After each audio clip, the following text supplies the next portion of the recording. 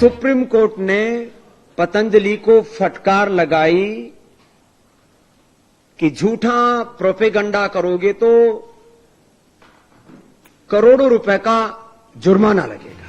Supreme court ने योग गुरु रामदेव और पतंजलि आयुर्वेद के मैनेजिंग डायरेक्टर आचार्य बालकृष्ण को व्यक्तिगत रूप से कोर्ट में हाजिर होने का निर्देश दिया।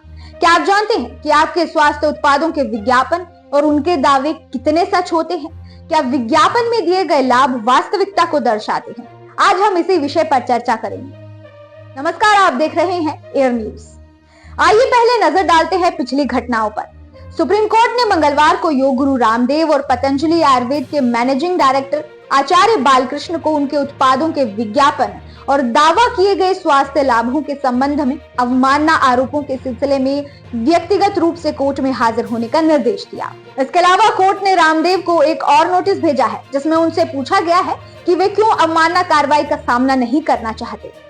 आपको बता दें कि शीर्ष अदालत भारतीय चिकित्सा संघ द्वारा दायर एक शिकायत पर सुनवाई कर रही है, जिसमें रामदेव पर टीकाकरण पहल और एलोपैथिक दवाओं को बदनाम करने का आरोप है। आइए अब इस मामले की गहराई में जाते हैं।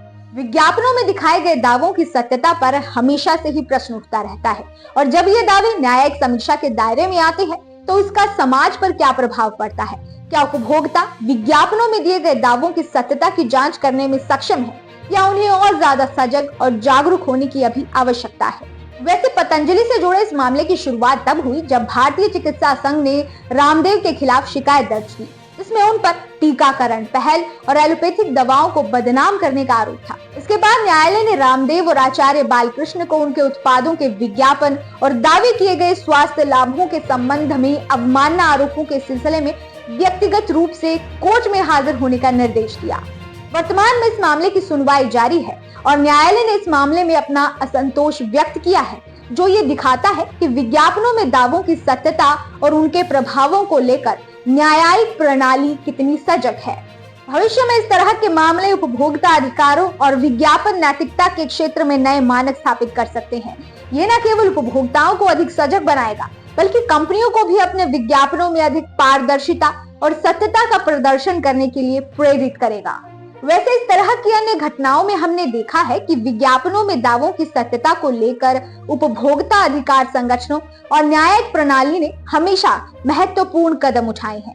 ये एक स्वास्थ्य बाजार प्रणाली के लिए आवश्यक है। ये एक स्वस्थ बाजार प्रणाली के लिए आवश्यक है, जहां उपभोक्ताओं को सही जानकारी मिले और वो अपने निर्णय सूचित रूप से ले सकें। ऐसे में हम ये कह सकते हैं कि ये मामला उपभोक्ता जागरूकता और विज्ञापन नैतिकता के महत्व को रेखांकित करता है। ये उपभोक्ताओं को विज्ञापन में दिए गए दावों के प्रति सजग रहने और उनकी सत्यता की जांच करने की आवश्यकता को भी दर्शाता है। अगले वीडियो में हम उपभोक्ता अधिकारों और विज्ञापन की नैतिकता के अन्य मामलों की जांच करेंगे और देखेंगे कि कैसे ये मामले उपभोक्ता जागरूकता और बाजार प्रणाली को प्रभावित करते हैं। तो बने रहिए हमारे साथ। नमस्कार, आप देख रहे थे एयर न्यूज।